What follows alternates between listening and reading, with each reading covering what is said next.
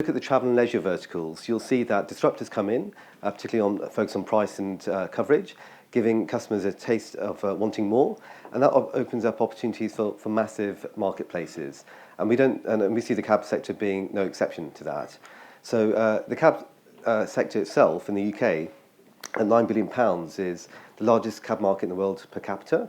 And even if you had to pull the ride-hailing apps, only 20% of those revenues are transacted online. It's still largely an offline market.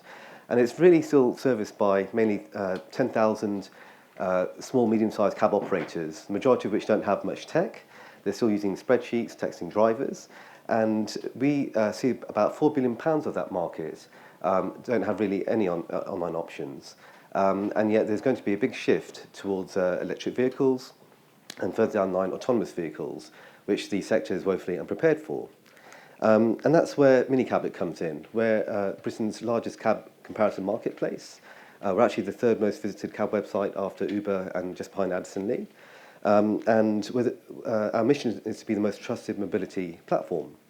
And so we drive a yield management platform that allows you to compare and book quotes from cab operators based on not just price, but also reach, choice, and quality. We're doing over £8 million of bookings a year. We've been EBITDA positive for the last 3 years, and we take a 15% margin per trip. And what we see in the next phase of mobility is the opportunity to bring AI into our yield management engine. We see about £2 billion of trips involve a driver going full one way and empty on the way back, and we can fill those unused journeys. And importantly, we can drive adoption of electric vehicles and further down the line, autonomous vehicles, not only for the current cab operators, but the next-gen service providers coming into the marketplace. So we've, about a year ago, we had bookings in 400 towns and cities across the UK. And now, with no extra marketing, we're seeing about 550 a month around the UK. We paid out £21 million to cab operators. We've got about 800 cab operators around the UK, representing about 25,000 drivers. And importantly, we're the number one most trusted cab platform on Trustpilot. And the reason why that's important is we've managed to also attract a lot of major brands to integrate and white label our tech. So if you go on Skyscanner, Heathrow Airport, Expedia, Stansted, you'll see our booking form tech on there. And that enables them to finally service the first last mile of their customers' trips, which is increasingly important for them in terms of customer ownership. So because we're EBITDA positive, we're looking from anything from 500k to up to £3 million to really scale up our marketplace even further. As I mentioned, we want to bring AI into the platform.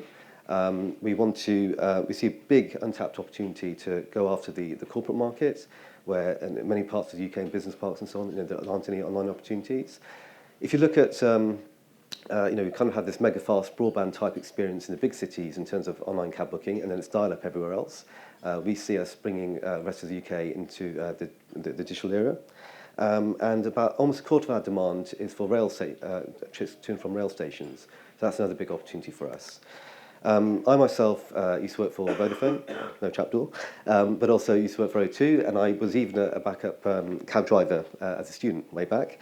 We've got the co-founder of Perkbox on our board and some transport expertise as well, and we've won lots of awards in the last couple of years thanks to the hard work of our team.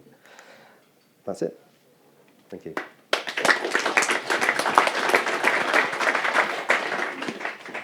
Thanks very much. Your business is clearly doing very well. If I think where I live, there are probably 10 to 12 small taxi firms with a couple of cars each. Yeah. What does your cost of acquisition look like? For acquiring cab operators? Yeah. Yeah, so in the early years, you can imagine it's hard work. They didn't have barely broadband and understand about apps and so on.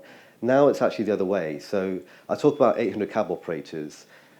We've really kind of focused on quality. So we've actually had about 1,200 operators on the platform, and we kind of churn them off, due to, in terms of meeting our performance standards. So we're actually getting cab operators joining every week. So we don't actually spend much acquiring cab operators. What in terms of the smaller fish, shall we say, what we have spent the last couple of years is integrating with the bigger fleets in the bigger cities. So we've actually got 17 of the UK's top 100 fleets on our platform in Oxford, Sheffield, Nottingham, Manchester, and so on.